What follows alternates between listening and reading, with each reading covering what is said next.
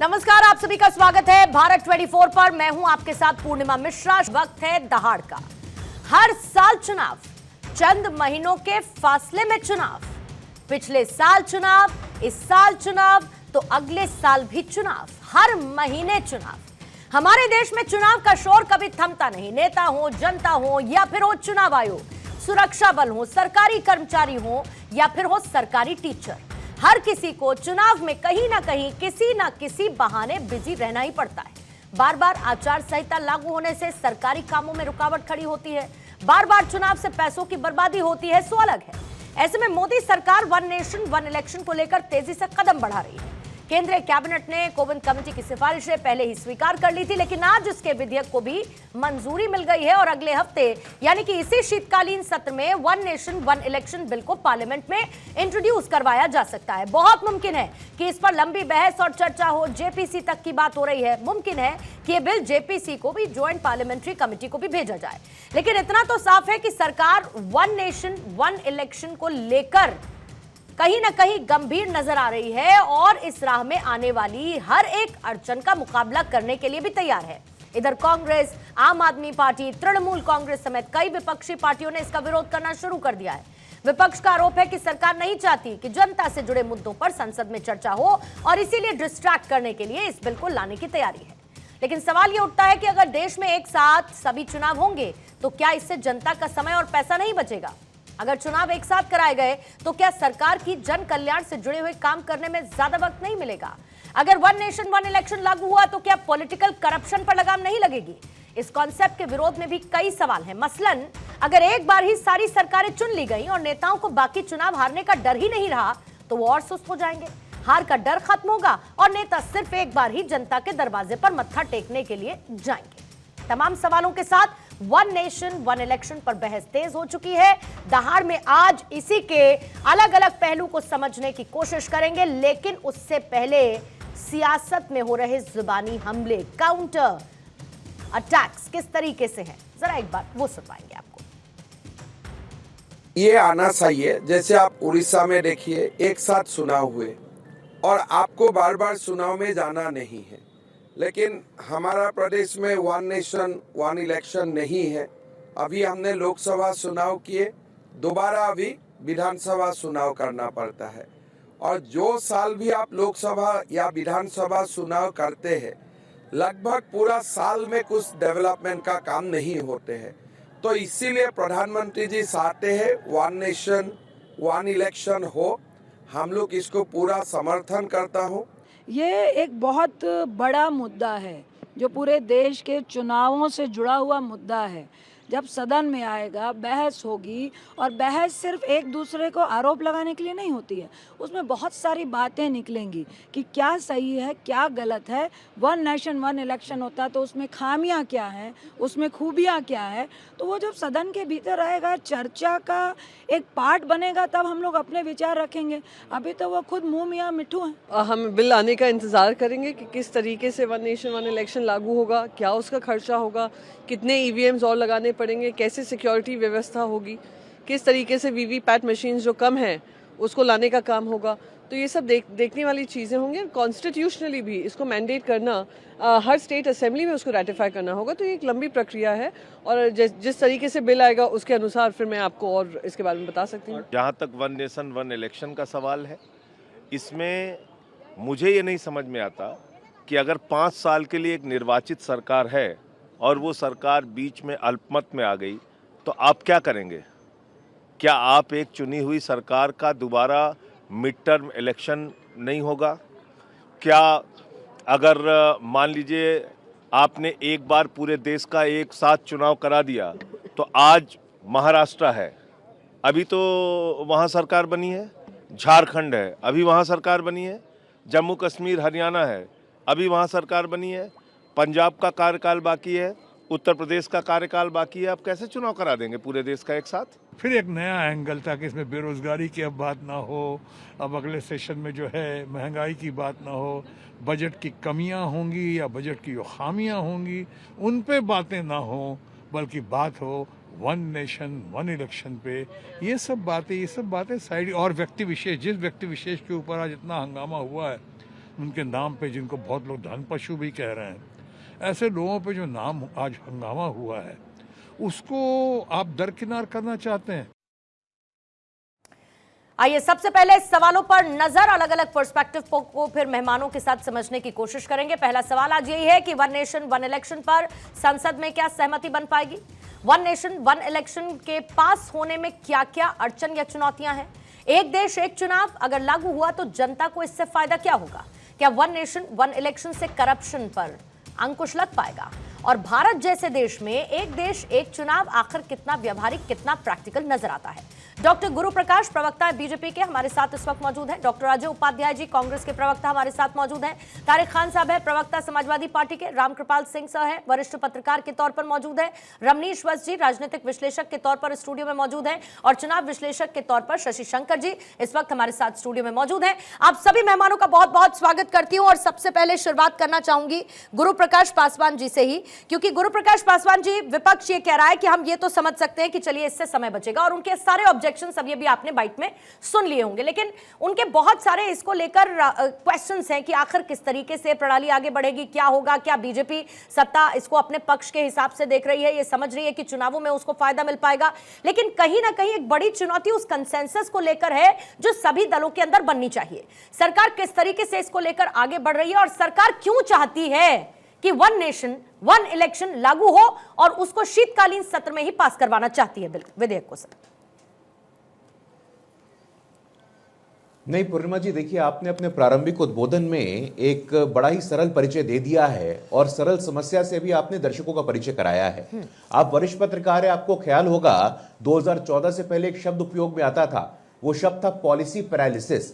Policy paralysis का सरल शब्दों में यही अर्थ होता है कि सरकार अपनी मंशा पूरी नहीं कर पा रही है, सरकार कोई काम पूरी नहीं कर पा रही है। अभी हम इस चुनाव से निकले, अभी आम चुनाव से निकले, महाराष्ट्र के चुनाव आ गए, महाराष्ट्र का चुनाव समाप्त हुआ, दिल्ली के चुनाव आ गए, दिल्ली का चुनाव समाप्त होगा, बिहार का चुनाव आ जाएगा। तो क्या पॉलिसी लेवल पे कोऑर्डिनेशन नहीं होनी चाहिए, क्या हम पूछना चाहते हैं आपसे। और दूसरी बात, जहां आपने कहा कि भाई किसके एजेंडे की बात है, मैं तो बताना चाहता हूं आपको, लॉ कमीशन का 107वां रिपोर्ट है 1999 का, कांग्रेस के सांसद ने 2016 में, कांग्रेस के, ध्यानपूर्वक सुनिएगा, कांग्रेस के राज्यसभा सांसद रहे ईएम सुदर्शन नचियप्पन, उन्होंने 2017 में स्पष्ट रूप से इस आइडिया का सपोर्ट किया है। कोई हमने कहा है क्या? जब रामनाथ कोविंद जी की अध्यक्षता वाली समिति में एक कमेटी का गठन होता है और उस कमेटी में, ध्यान से सुनिए, 47 पॉलिटिकल पार्टी रजिस्टर्ड हैं, उस 47 पॉलिटिकल पार्टीज में 32 पॉलिटिकल पार्टीज ने सपोर्ट किया इस आइडिया का।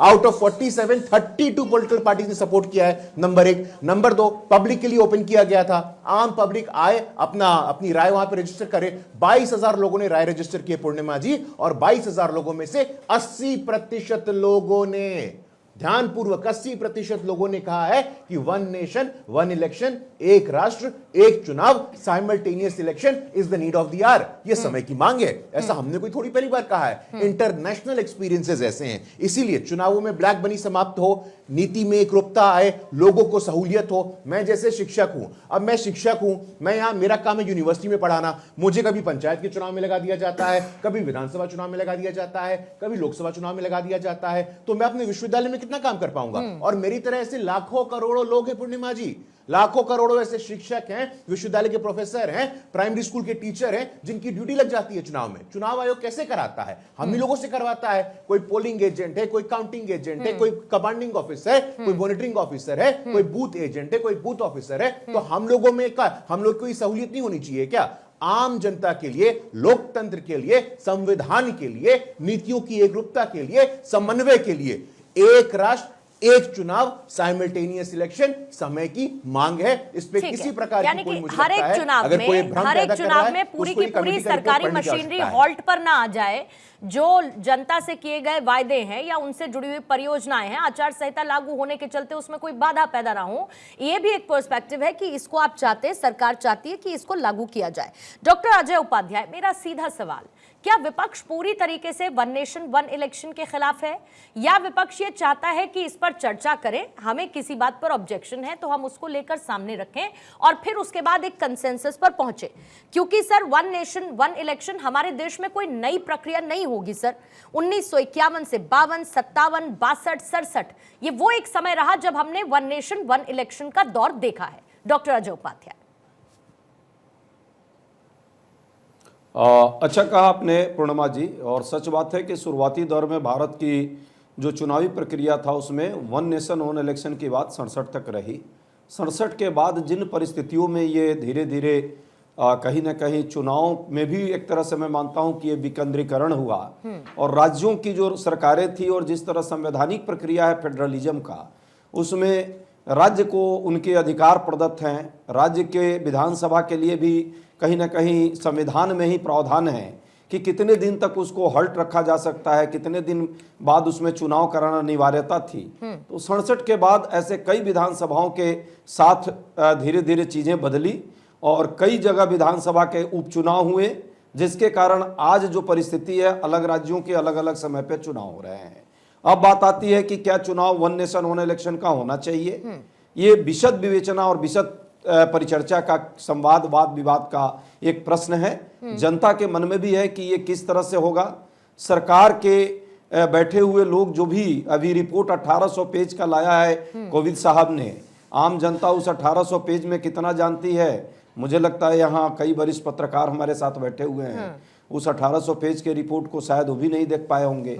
और जिस तरह आनन फानन में सरकार ने रिपोर्ट लगाई, मंगाई, बनाई, कमेटी बनाई, उनमें कोविंद साहब के नेतृत्व में उस समय भी इस पर चर्चा हुई थी कि भाई बाकी लोगों को भी उसमें मेंबर में आप सम्मिलित कीजिए और इस पर एक विशद विवेचना का काम कीजिए, ताकि लोगों के बीच में अब 24,000 की बात कर रहे हैं हमारे साथी प्रवक्ता जिन्होंने राय ली है या दी है या ली गई है या दिलवाई गई है, पर ये भी तो देखिए देश कितना बड़ा है।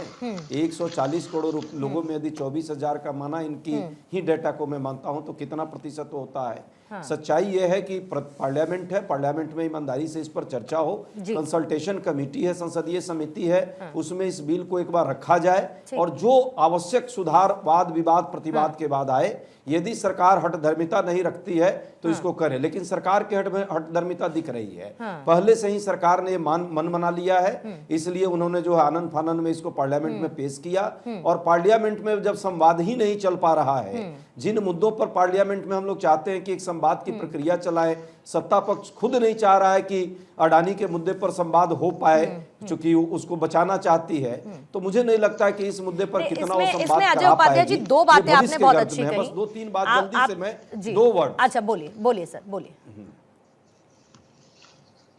पहली कि इस देश में जो फेडरल स्ट्रक्चर है वो भी संविधान के द्वारा प्रदत्त है। ठीक है। कैसे संवैधानिक प्रक्रिया के तहत कोई राज्य यदि कहीं चुनाव वो हो जाता है, डिले होता है, कहीं 6 महीने में विधानसभा किसी कारण से सस्पेंड हो जाती है, भंग हो जाती है, उसके लिए क्या प्रावधान होगा? क्या वो 4.5 साल ऐसे ही रहेगा या वहां चुनाव सरकार को कराना पड़ेगा? यदि कराना पड़ेगा तो सारी चीजें फिर वहीं पे आ जाएगी जो 67 से पहले ठीक थी और 67 के बाद गड़बड़ हो गई।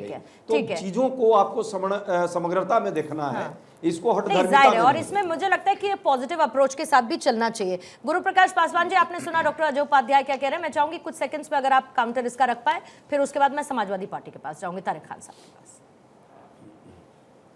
नहीं पूर्णिमा जी, एकदम बहुत कम समय में पॉइंटेड जवाब देना चाहता हूं।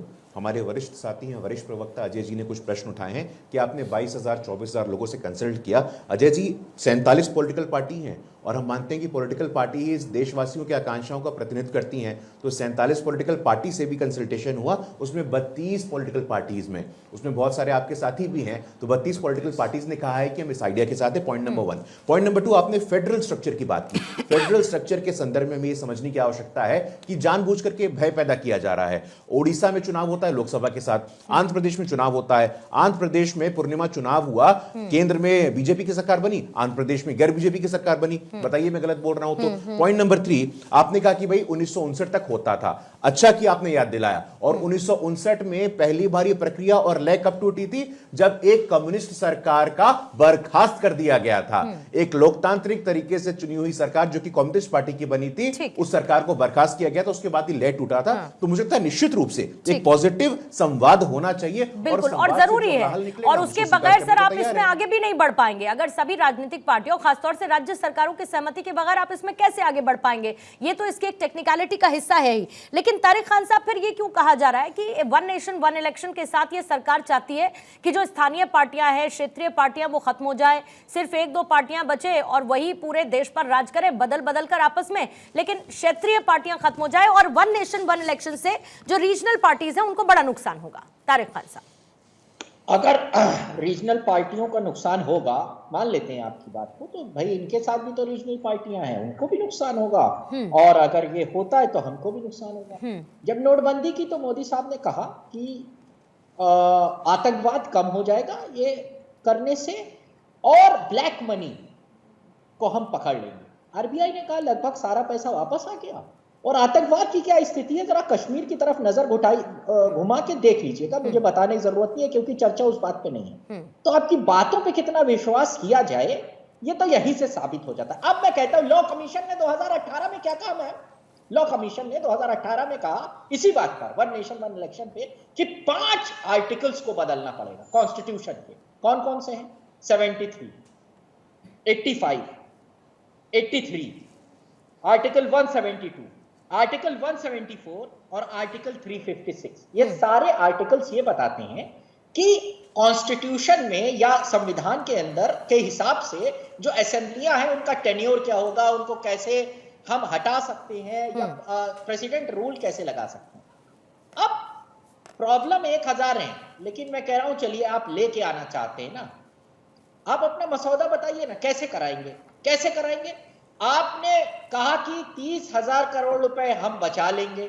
चीफ इलेक्शन कमीशन है भूतपूर्व, उनका नाम कुरैशी साहब, उनका कहना है कि 4-5 हजार करोड़ से ज्यादा इसको बचेगा नहीं, और 5,000 करोड़ हम 5 ट्रिलियन इकोनॉमी, ट्रिलियन डॉलर्स की इकोनॉमी बनने वाले हैं, उसमें 5,000 करोड़ क्या है, आप बचा लीजिए, कोई दिक्कत नहीं। आम जनता के टैक्स का पैसा अगर कुछ भी बचे तो मुझे नहीं लगता कि उसमें किसी को कोई समस्या होनी चाहिए। आपको भी मैं साथ हूं, बताइए। आपका दुख मुझे पता नहीं सर, लेकिन टैक्स जब जाता है ना तो सैलरी क्लास लोगों से पूछिए कि उनके टैक्स का पैसा जब बर्बाद होता है तो कैसा लगता है। मैं 8,000 करोड़ के जहाज में भी मैं बर्बाद हुआ, 8,000 करोड़ के वो भी बचा लेती मैम। 8,000 करोड़ का जहाज जरूरी नहीं था मैम, कोई सस्ता जहाज भी खरीदा जा सकता था, वहां भी बचाइए। वो मार्स के लोगों का टैक्स का पैसा नहीं है मैम, वो जुपिटर के लोगों का टैक्स का पैसा नहीं है मैम।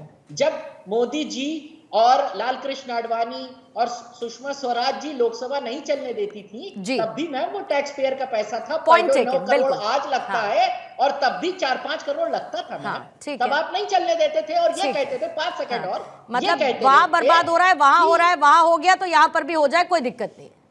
नहीं मैम, इनको दिक्कत नहीं थी ना, और ये कहा जाता था कि गतिरोध करने से लोकतंत्र मजबूत होता है। तो तब पैसा जुपिटर और मार्स से आ रहा था जो बर्बाद हो रहा था। अब ये भारत के लोग। तारिक खान साहब, तारिक साहब, अभी मेरे कान में एक आवाज आई और मैं उसको जरूर कहना चाहूंगी। अभी मेरे कान में आवाज आई कि पैसा तो सैफई में भी बर्बाद होता था, समाजवादी पार्टी ने सोचा कितना जाता था। मैं रोक नहीं पाई खुद को कहने से, इसीलिए कह दे रही हूं। बिल्कुल कहिए आप, बिल्कुल कहिए। आपका कहने का यही तो हमारे देश का लोकतंत्र है, कि सबको सब कुछ कह लेना। आप कहिए, हम सुनेंगे, और अपनी आलोचना सुनने में अगर किसी को शर्म आती है तो वो लोकतंत्र का हिस्सा नहीं है। सीना चौड़ा कर आलोचना सुननी चाहिए। हम तो इस बात में समाजवादी लोग यकीन करते हैं। आप कहिए। ठीक है। अब जल्दी से एक बार रामकृपाल सर आपका, रमनीश जी आपका, फिर शशि जी आपके पास में आते हुए इसकी जरा टेक्निकलिटीज को ज्यादा फोकस करते हुए आगे बढ़ूंगी। लेकिन उससे पहले रामकृपाल सिंह सर आपके पास आते हुए, क्योंकि वन नेशन वन इलेक्शन सरकार के एजेंडे में शामिल रहा, जिसका उन्होंने आधार बताया और जिसका मैंने अभी भी पहले भी जिक्र किया, मैं उसको दोबारा से रिपीट करके समय जाया नहीं करूंगी। लेकिन मुझे इतना पता है 51-52 सर, मैं उस वक्त की, आप थोड़ा सा पीछे जाएंगे और ज्यादा अच्छे से बता पाएंगे।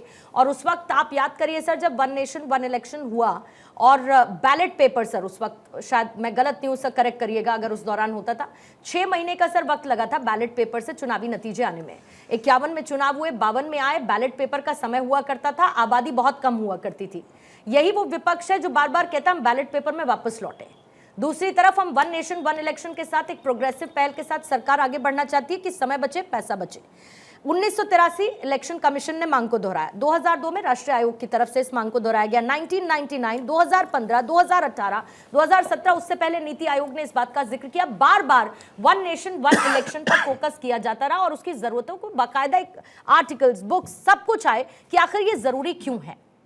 क्या हमें इसके पॉजिटिव एस्पेक्ट्स को और विपक्ष की मंशाओं को दूर करते हुए एक साथ कदम बढ़ाने की जरूरत नहीं है? निश्चित रूप से है, और मेरा तो यही कहना है कि कोई भी जीवंत देश, जीवंत राष्ट्र हमेशा बदलाव के लिए तैयार रहता है, समय के साथ जो भी चीजें हों। और यहाँ तो एक बात हो रही है कि संविधान निर्माताओं ने जो स्ट्रक्चर दी थी वो 1952 से लेके 65-67 तक तो वही चला ना। इसका मतलब कि संविधान निर्माताओं की मूल भावना थी कि 5 साल में एक बार इलेक्शन हो। रही जो हमारे मित्र तमाम तरह की आशंकाएं व्यक्त कर रहे हैं, अभी किसी ने एक आपने जो बाइट चलाई उससे मुझे बड़ा हास्यास्पद लगा। शत्रुघ्न सिन्हा भी कह रहे हैं कि जनता के मुद्दों से ध्यान भटका दे। वन नेशन वन इलेक्शन जनता का मुद्दा नहीं है तो किसका मुद्दा है? तो देखिए, मैं ये कह रहा था कि आज के दौर में जितनी तेजी से चीजें बदल रही हैं, टेक्नोलॉजी के दौर में समय बहुत कीमती है। जब तक आप एक निर्णय लेते हैं और 6 महीने अगर उसको इम्प्लीमेंट नहीं कर पाते तब तक वो टेक्नोलॉजी बदल जाती है। अब आप ये सोचिए, ऐसे दौर में जहां पर तुरंत आपको डिसीजन लेना है, इम्प्लीमेंट करना है, ऐसे में जो आंकड़ा है कि बार बार चुनाव होने से आप यूं समझ लीजिए कि 1/3 यानी हर एक चुनाव जो है 45 डेज में बिल्कुल उसकी आचार संहिता लागू होती है और कोई भी पॉलिसी डिसीजन नहीं लिया जा सकता। और कई जगह कई साल तो ऐसा होता है, हर साल चुनाव है। कई बार तो ऐसा है, एक साल में शुरू में मार्च में चुनाव होता है और नवंबर दिसंबर में भी चुनाव होते हैं। अब आप कल्पना कर लीजिए, कोई भी जब सरकार गठित होती है तो जब वो नई सरकार आती है तो पहला साल जो चुनाव का होता है वो तो समझने में चला जाता है और आखिरी साल जो होता है वो नए चुनाव की तैयारी में जाता है।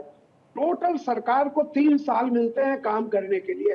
उस 3 साल में भी बार बार चुनाव से क्या होता है, आचार संहिता लगती है, कोई पॉलिसी डिसीजन आप ले नहीं सकते। तो मेरा ये कहना है कि एक अच्छी शुरुआत हुई है। जितनी आशंकाएं हैं, देखिए भूतपूर्व राष्ट्रपति के अध्यक्षता में कमेटी बनी है। जो आशंकाएं हमारे मित्र व्यक्त कर रहे हैं उन पर गहराई से अध्ययन किया गया है, उसका विकल्प सुझाया गया है। और मेरा कहना है कि उसके बावजूद ये संसद के अंदर जितनी बहस होनी चाहिए, जितना सवाल उठाया जाना चाहिए उसको उठाइएगा। लेकिन एक कंसेप्ट है, मुझे लगता है कि ये जो कंसेप्ट बना के वन नेशन वन इलेक्शन एक ऐसा प्रोग्राम है कि जिसको सबका समर्थन करना चाहिए। आपको अगर कोई उसमें दुविधा लगती है सारी चीजें तो उसके निराकरण के लिए देश के समय और देश के संसाधनों के लिए इसे एक बहुत जरूरी कदम के तौर पर भी देखा जा रहा है। जल्दी से रमनीश वत्स जी आपसे एक प्रतिक्रिया लेते हुए फिर शशि शंकर जी मैं आपके पास हेडलाइंस के बाद आऊंगी फौरन। रमनीश वत्स जी, क्योंकि हम ये बोल रहे हैं कि किसका फायदा किसका नुकसान, मैं थोड़ा सा पॉलिटिक्स से इतर हटके जनता का फायदा तो हम देखेंगे ना हर एक अलग अलग पर्सपेक्टिव में, क्योंकि on a lighter note sir हम भी अपना जब पूरा शेड्यूल प्लान करते हैं तो ये देखते हैं अच्छा अगले महीने क्या ऐलान तो नहीं होने वाला, अच्छा इस महीने अगले इस तारीख को एंड में क्या चुनाव तो नहीं इस राज्य में होने वाले, पूरा का पूरा शेड्यूल इसी में रहता है। और एक लेमैन के हिसाब से मैं कह रही हूं कि पूरी की पूरी मशीनरी का एंगेज होना, साथ ही जो योजनाएं उन तक ना पहुंचना, जनता तक ना पहुंचना, पैसा इतना ज्यादा, संसाधन पूरी की पूरी एक ब्लॉकेड हो जाती है। उसको अगर हम सुलझाना चाहते हैं, बेहतरी की दिशा में बढ़ना चाहते हैं, इट्स अ गुड स्टेप।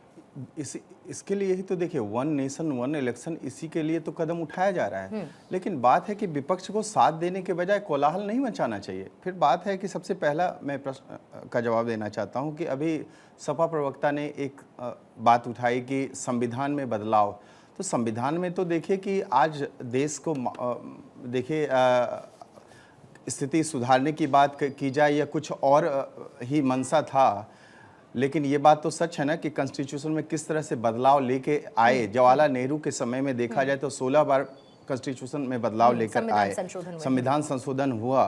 संविधान संशोधन के लिए देखिए किस तरह से इंदिरा गांधी की मंशा क्या थी, जवाहरलाल नेहरू जी की मंशा क्या थी, राजीव गांधी और मनमोहन सिंह के, और किस तरह से जनता को दोहन के लिए ही ये सारी चीजें हुई थी। लेकिन हुई तो थी और उसके बारे में चर्चा भी होनी चाहिए। लेकिन आज देखिए 31 बार बदलाव लेकर संविधान में संशोधन किया गया इंदिरा गांधी जी की सरकार में, फिर 11 बार राजीव गांधी जी के समय में और 6 बार जो है मनमोहन सिंह ने किया। अब फिर बात है कि संविधान में संशोधन यदि जनता के मुद्दे के लिए, जनता के हित में लेकर के आए, आज भी यदि बदलाव लेके वन नेशन वन इलेक्शन के ऊपर लाया जाता है तो मुझे लगता है इसका स्वागत विपक्ष को बैठ करके करना चाहिए। फिर बात है कि क्या वन नेशन वन इलेक्शन की बात की जाए तो 1952 में एक वोट के लिए 6 पैसा खर्च हुआ था। आज 2024 में आते आते 1 लाख करोड़, जो इलेक्शन कमीशन का जो रिपोर्ट है उसके अनुसार देखा जाए तो 1 लाख करोड़ का खर्चा हुआ। क्या वो जनता के ऊपर बोझ उसका नहीं पड़ता? हमारे टैक्स पेयर का ही तो पैसा है। फिर बात है, सबसे पहली चीज क्या होगी? खर्च में कमी होगी। दूसरा है समय का जो बचत, जैसा कि रामकृपाल सिंह जी ने भी बताया। फिर है नीतिगत स्थिरता की बात करें, सुरक्षा बल के ऊपर कितना ज्यादा दबाव पड़ता है चुनाव के समय, आप देख सकते हैं। फिर बात है, राजनीतिक माहौल में सुधार भी आएगा। राजनीतिक माहौल में सुधार आएगा कि कम से कम नेता काम तो कर सकेंगे। आज देखिए बिहार में चुनाव है, आप देखिए बिहार में चुनाव है, हरियाणा वाले नेता है बिहार में जाकर के चुनाव पर, तो वहां पे काम करेंगे हरियाणा के नेता या चुनाव को देखेंगे? लेकिन चुनाव में लगे रहते हैं। आज पूरी की पूरी मशीनरी देखिए पूर्णिमा जी लगी रहती है। आज डीएम देखिए, एसडीएम देखिए, पूरी सरकारी मशीनरी है, चुनाव में व्यस्त रहता है। लेकिन तो एक काम चुनाव, जनता चुनाव और चुनाव जीतने का जब दबाव होता है तो काम में भी कहीं ना कहीं एक तेजी देखने को मिलती है कि हमको प्रूव करना है, वो भी एक इसका अलग एस्पेक्ट है। शशि शंकर जी, आपके पास आते हुए सीधा सवाल, एक देश एक चुनाव, वन नेशन वन इलेक्शन, हमारे देश में जहां एक बड़ी पॉपुलेशन है, इतने सारे राज्य हैं, विधानसभाएं हैं, कितना व्यवहारिक आपको नजर आता है? मसलन ईवीएम, सुरक्षा के लिहाज से वीवीपैट, और एक लंबी प्रक्रिया भी है अगर सभी राज्यों की सहमति लेकर चले तो। देखिए, अभी तक जितना भी डिबेट हुआ उसमें मैंने 2 चीज समझा। सभी लोग का बात इस जोर पर है कि समय बचेगा और पैसा बचेगा। चुनाव इसलिए नहीं होता है, चुनाव इसलिए होता है कि लोगों का जो मत है वो लोगों के सामने आए। समय बचाने के लिए चुनाव नहीं होता है और पैसे के लिए नहीं होता है। अगर पैसा बचाना तो चुनाव ही खत्म कर दो। आप सोचिए, देखिए आपने जो बोला वन इलेक्शन भारत के लिए जरूरी है, लेकिन अभी समय नहीं है। कैसे? जहां पूरी दुनिया में कोई भी स्टेट उठा लीजिए, यूएस उठा लीजिए, स्विट्जरलैंड उठा लीजिए, जहां भी वन नेशन वन इलेक्शन है वहां पर रीजनल जितनी भी पार्टी है सब खत्म हो गई थी। एनडीए के पास अभी 48 पार्टी है। एनडीए के पास नॉर्थ ईस्ट जाइए, महाराष्ट्र जाइए, बिहार जाइए, हर जगह रीजनल पार्टी है। यूपीए भी है, उनके पास भी रीजनल पार्टी है। ये क्लियर है कि जैसे जैसे चुनाव बढ़ेगा रीजनल पार्टी एकदम खत्म होगा और जो वोटर का एक्सप्रेशन है वो 5 साल के लिए रुकेगा। तो वोटर का एक्सप्रेशन जल्दी जल्दी खत्म होगा। ये 2 पॉइंट है। तीसरा पॉइंट ये है, आप देखिए कि एक कैंडिडेट जब चुनाव लड़ता है उसको मिलता है 40 लाख। आप 40 लाख खर्च कर सकते हैं, लेकिन पार्टी कितना खर्च कर सकता है? कोई लिमिट नहीं है। अब आप सोचिए कि जब 5 साल में चुनाव होगा, कांग्रेस है, बीजेपी है, इनके पास जो इन्फ्लुएंस है खर्च करने के लिए, उस पर तो कोई लगाम नहीं है। लेकिन क्या रीजनल पार्टी इनके साथ मुकाबला कर सकते हैं? नहीं कर सकते हैं। पैसा तो, खर्च करने हाँ, तो सबसे पहले अगर वन नेशन वन इलेक्शन अगर हम ला रहे हैं तो सबसे पहले तो चुनाव का जो चाहिए उसको सबसे पहले ये खत्म करना चाहिए कि जो 40 लाख आप दे रहे हैं कैंडिडेट के लिए, तो पार्टी के लिए क्यों नहीं ला रहे हैं आप? आप जाके देखिए महाराष्ट्र में बीजेपी कितना खर्च किया, आप जाकर देखिए कांग्रेस कितना खर्च किया, एकनाथ शिंदे कितना खर्च किए। कभी भी मुकाबला नहीं हो सकता रीजनल पार्टी से नेशनल पार्टी। तो नेशनल पार्टी जब वन नेशन वन इलेक्शन होगा तो नेशनल पार्टी खा जाएगी रीजनल पार्टी को। ये तो आप ही बोली थी सबसे पहले, एकदम ये सही है। नहीं, मैंने कहा था कि ये महुआ माझी का एक जेएमएम का ये एक एस्पेक्ट था कि क्षेत्रीय पार्टी खत्म हो जाएंगी। मैंने एकदम हो जाए। आप पूरा जहां जहां आप यूएस जाइए, लंदन जाइए, कहीं जाइए, जहां जहां वन नेशन वन इलेक्शन होता बिना है, क्षेत्रीय पार्टियों के राज्यों में चल जाएगा अगर उनका देखिए एकदम चल जाएगा। देखिए अगर बीजेपी रीजनल एक्सप्रेशन को अगर अच्छा से लेगा तो खत्म हो। उनके पास तो ज्यादा रीजनल पार्टीज हैं हाँ, बीजेपी के पास। और अपना नुकसान कर रहे हैं वो आप। हाँ, तो देखिए ये जो वन नेशन वन इलेक्शन है, इस पर सबसे पहले ये ध्यान होगा कि रीजनल एक्सप्रेशन को कितना खत्म कर सकती हैं, वोटर एक्सप्रेशन का कितना खत्म कर सकती हैं। और बार बार लोग बोल रहे हैं कि 1 साल चुनाव में ये होता है ये होता है। तो आप ये देखिए कि आप सही बोल रहे हैं कि ठीक है विधानसभा होता है, लोकसभा होता है, लेकिन आप ये देखिए कि एक साथ जब चुनाव होगा तो कितना खर्च आएगा, ये भी तो देखिए। नहीं, वही मैंने कहा कितना व्यवहारिक है भाई। हाँ। आपके पास उतनी वीवीपैट्स है क्या? आपके पास उतनी ईवीएम है क्या? ये तो मैंने अभी महाराष्ट्र, लेकिन अगर ये तैयारी कर रहे हैं तो क्या ये इन सब पे काम नहीं करेंगे? महाराष्ट्र, आप बताइए इलेक्शन कमीशन का मैंने देखा, हर दिवाली पर डेकोरेशन बार खरीदूं और एक बार ज्यादा खरीद लूं और हर दिवाली पर उसको लगाऊं। एक छोटा एग्जांपल दिया मैंने। महाराष्ट्र में जब इलेक्शन हुआ तो इलेक्शन कमीशन ने क्या बोला? कभी हम चुनाव नहीं कर सकते हैं, हमारे पास है ही नहीं। हरियाणा और महाराष्ट्र के साथ एक साथ चुनाव करना था, क्यों नहीं किए? तो अब एक साथ कर लेंगे क्या? इसका जवाब गुरु प्रकाश पासवान जी देंगे। गुरु प्रकाश पासवान जी, ये भी एस्पेक्ट्स हैं जिसका जिक्र अभी शशि जी ने किया। नहीं, निश्चित रूप से। और आपने कहा कि और काफी प्रवक्ताओं की तरफ से ये विचार आ रहा है कि रीजनल पार्टीज का क्या होगा, क्षेत्रीय पार्टियों का क्या होगा। देखिए पूर्णिमा जी, हम स्पष्ट कर देना चाहते हैं, लोकतंत्र में हर एक पार्टी छोटी हो बड़ी हो, स्थानीय हो राष्ट्रीय हो, सबका अपना महत्व है, क्योंकि वो भी किसी ना किसी वर्ग का प्रतिनिधित्व करती है। पॉइंट नंबर 1, हमसे बेहतर ये कोई नहीं जानता है। हमारी शुरुआत तो 2 सांसदों से हुई थी, हमसे छोटी पार्टी और कौन रहा है। लेकिन ये कह देना, मुझे लगता है कि उसके पीछे के नैतिक आधार क्या हैं, उसके पीछे के तर्क क्या हैं। इस बार के लोकसभा चुनाव में आंध्र प्रदेश में टीडीपी की सरकार बनी। टीडीपी खत्म हो गई क्या, हम पूछना चाहते हैं आपसे। पहले के लोकसभा चुनावों में बीजू जनता दल वहां पे उड़ीसा में सरकार बनाती थी, बीजू जनता दल खत्म हो गई क्या, हम पूछना चाहते हैं। लोकसभा के 6 महीने बाद ही दिल्ली में चुनाव होते हैं। दिल्ली के जनता का विवेक देखिए आप, उनकी समझदारी देखिए आप। वो संसद में चाहते हैं मोदी जी जाएं, तो 7 के 7 सांसद वहां बीजेपी के आते हैं, और विधानसभा में बीजेपी हारती है और आम आदमी पार्टी की सरकार बनती है। तो ये कह देना बिना किसी आधार के, बिना किसी तर्क के, बिना किसी तथ्य के, मुझे लगता है इसका विश्लेषण होना चाहिए। मतलब आप ये कह रहे हैं ठीक वैसे ही जैसे महाराष्ट्र में लोकसभा में आपका प्रदर्शन अच्छा नहीं था, लेकिन विधानसभा में अच्छा रहा। हरियाणा में आपको कम सीटें लोकसभा में मिली थी एज कंपेयर टू, लेकिन आपको विधानसभा में जीत मिली वहां पर, फॉर एग्जाम्पल। बिल्कुल बिल्कुल। मैं बस आखिरी बात कह के अपनी बात को विराम करूंगा। नहीं देखिए पूर्णिमा जी, इस देश की जनता के विवेक पे भरोसा रखिए। इस देश को लोकतंत्र, संविधान कौन चलाता है, ये हम आप नहीं चलाते हैं, ये देश के 142 करोड़ लोग चलाते हैं। उनकी विवेक पे, उनके सामूहिक विवेक पे हम बार बार प्रश्न चिन्ह करके लोकतंत्र का, संविधान का अपमान करते हैं। इससे बचने की आवश्यकता है। एक छोटा सा पक्ष है इस पूरे विषय में मैं जोड़ना चाहता हूं। ये अक्सर हम लोग बात नहीं करते हैं। इस कमिटी में ये स्पष्ट कहा गया है पूर्णिमा जी कि हमारे यहाँ 73rd और 74th अमेंडमेंट है।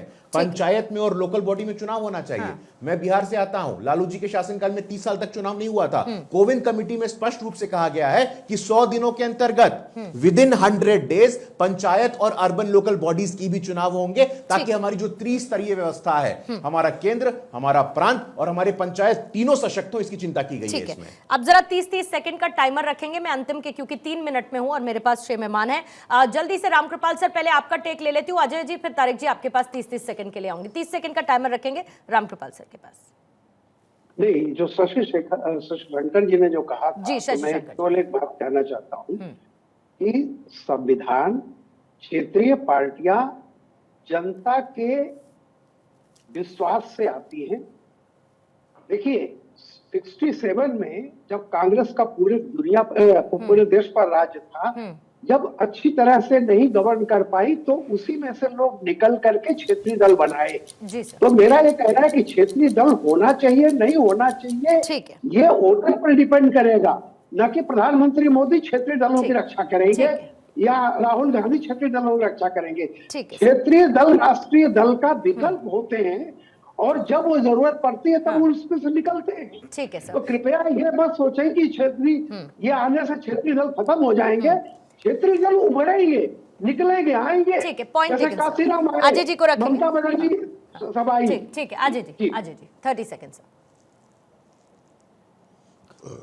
देखिए, संवैधानिक प्रक्रिया के तहत बातें होनी चाहिए, और जिस तरह से रामकृपाल जी ने पहले टर्न में अपना बोला है कि भाई ये संविधान निर्माताओं की भावना के अनुरूप है या प्रतिकूल, या अर्ध सत्य है। संविधान निर्माताओं ने जो व्यवस्था दी थी उसमें उसी में दिया है उन्होंने कि किसी विधानसभा को यदि किसी कारण से भंग करना होता है संवैधानिक तरीके से, तो उसके यहाँ चुनाव होगा। अब ये एक बड़ा प्रश्न है, इस पर एक जरूर सरकार को, दोनों सरकारों, सभी पार्टियों को सोचना होगा, और सरकार को भी सोचना होगा। आने दीजिए समय, उस पर जो परिस्थिति बनेगी हम सब लोग उसके साथ होंगे, विचार विमर्श करेंगे, और एक चर्चा पर चर्चा जो लोकतंत्र का अहम मुद्दा है उस पर होगी। लेकिन विरोध और पक्ष में रहना, ये नहीं है कि हम विरोध में हैं तो उस मुद्दों को हम बाहर कर रहे हैं। मुद्दों पर डिस्कशन होना चाहिए, यही हम चाहते हैं। लेकिन सरकार जो है 1 लाख करोड़ खर्चा हुए चुनाव में, बात समझने की जरूरत है। हमें इस पे देखना चाहिए कि सरकार का चुनाव आयोग जो खर्चा करता है वो कितना, ये टोटल बता देना कि पार्टियां, प्रत्याशी, सब लोग मिला के इतना पैसा खर्चा हुआ। तो अगर हम कहते हैं कि हम चुनाव को ठीक है आप एक बार में कराइए, तो उन चुनाव में कितना पैसा हम बचाएंगे, सरकार का चुनाव आयोग जो खर्चा करती है, जो सब पूरा मिलाकर, वो कितना पैसा बचाएंगे, इसको बीजेपी को स्पष्ट करना चाहिए कि हम इतनी सेविंग करेंगे। ये जो 1 लाख करोड़ का आंकड़ा दिया जा रहा है, ये प्रत्याशी, पार्टी, सबका खर्चा मिलाकर, सिर्फ चुनाव आयोग का कितना पैसा जल्दी से ये बताना। 30 सेकंड। बीजेपी ने और प्रधानमंत्री मोदी जी ने बिल्कुल स्पष्ट कर दिया है कि वन नेशन वन आइडेंटिटी जब हो सकता है, one nation one tax GST के रूप में हो सकता है, वन नेशन वन ग्रिड हो सकता है पावर के रूप में, one nation one ration card जब हो सकता है, one nation one health system हो सकता है आयुष्मान भारत के लिए, तो वन नेशन वन इलेक्शन क्यों नहीं। और बार बार मैं कहना चाहूंगा कि जैसे कि आपने राम मंदिर का विरोध किया, ट्रिपल तलाक का, धारा 370, 35A CAA यूसीसी, और आज हर एक मुद्दे पे जो विपक्षी है विरोध का स्वर इस तरह से चलेगा, जनता का भला नहीं होने वाला है। आप विरोध करिए, विरोध का मतलब ये नहीं है कि आज वन नेशन वन इलेक्शन में मुझे लगता है बिल्कुल स्वागत करना चाहिए, और क्षेत्रीय पार्टी में कहीं से भी कोई तर्क नहीं होना चाहिए।